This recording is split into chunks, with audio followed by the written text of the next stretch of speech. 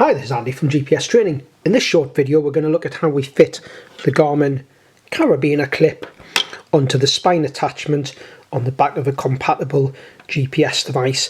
I'm using the GPS Map 66S today. This Carabiner clip will fit on any of the GPS Map 60 series from the 62 onwards, so that's the 62, the 64, 65 and 66 series. It will actually fit on the GPS Map 86 series as well. If you've got an eTrex 20 or 30 or the 22X or 32X, it'll fit. And also the Oregon units from the Garmin Oregon 400, the 500, the 600 and 700 series, and also the eTrex Touch 25s and 35s. They basically all have on the back of the unit what we call the spine attachment, which is these two lines you see running up the back of the unit and the little dimple in the back here. This is where we're going to slide the carabiner clip. And what you'll see with the carabiner clip, if I look at it on the back here, you've got this protruding piece.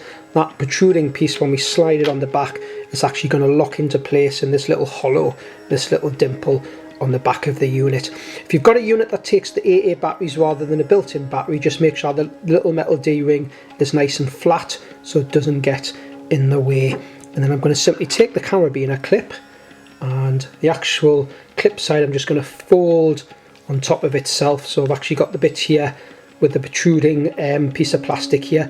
This is the bit I'm going to slide up on the back of the unit this way around. Hold the unit in my hand.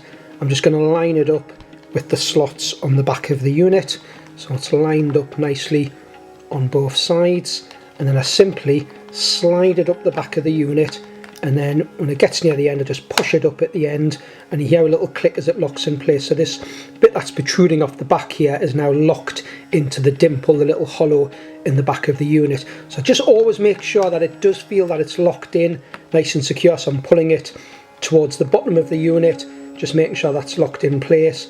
Got the clip here that I can use to clip onto something. When you want to remove it, the trick is the piece at the bottom here that you can see slightly bending away from the unit. You pull that away from the unit and then slide it back down this way to the bottom. So I'm just going to hold it as such. So I'm going to pull that bit. You can see it's actually flexing at the bottom. Pull it away from the unit and then gently just ease down and it slides off from the bottom. So I hope you found this video useful on fixing the Garmin Carabiner clip onto the back of a compatible handheld GPS device, and thanks for watching.